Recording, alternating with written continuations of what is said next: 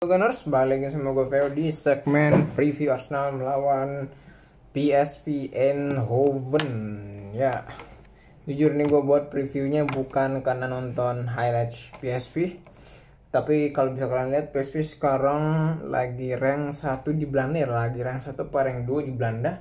Dan itu berarti sebenarnya bukan hal yang bisa diremehkan, tapi mengingat Arsenal sebenarnya juga udah aman dari klub dan juga habis kalah dari Aston Villa. Ini gue buat setelah Arsenal kalah lawan Aston Villa ya, sehingga kemungkinan nanti Arteta akan menurunkan dua formasi apa saja itu langsung kita bahas.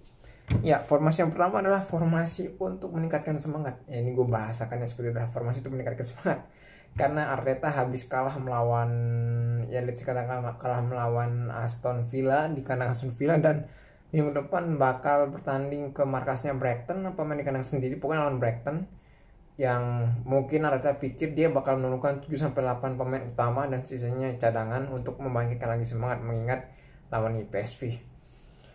Tapi yang kedua adalah formasi yang formasi pertama tadi kemungkinan starter seperti lawan Aston Villa, cuma nanti mungkin yang bakal cadangannya mungkin ya, ini mungkin Ramsdale kiper, mungkin backnya dia bakal turunkan either mungkin Kiwior, kalau nggak si Cedric. Kemungkinan pokoknya fullback bakal diistirahatkan, karena fullback pelapisnya sekarang yang bisa main cuman si Cedric sama si Ben White sama si Kiwior. Kemungkinan bakal dicadangkan si fullbacknya. Tengah kayaknya tetap dicadangkan, terutama Saliba. Maksudnya back tengah.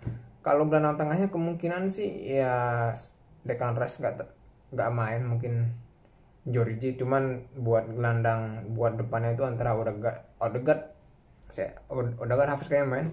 Buat trio depannya kayaknya Saka bakal diserahkan, yang bakal tetap main tuh Martinelli sama Gapsus. Itu sih prediksi gue ya. Berarti ada sekitar 3-4 pemain yang bakal diserahkan begitu, pemain utama ya.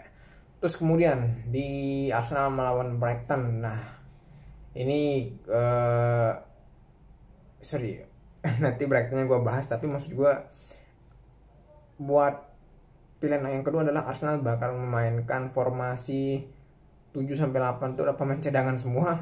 Tapi mungkin yang masih main tuh ya beberapa pemain inti lah, kayak backbone di belakang, tengah, sama depan. Kemudian masih ada 3-4 yang masih main, tapi sekitar 6-7 itu adalah pemain cadangan. Tapi gua harapnya itu yang full main adalah pemain cadangan, ya biar ada sekali merasakan sebagai starter lah dan formasi pilihan gue kalau misalkan boleh disebut adalah mungkin Ramsdale pastinya. Terus nanti di tengah itu adalah Kiwior sama si Ben White. Terus sisi kanannya itu ada Cedric sama mungkin Zinchenko. Oke lah, dia main sebagai back kiri Cedric.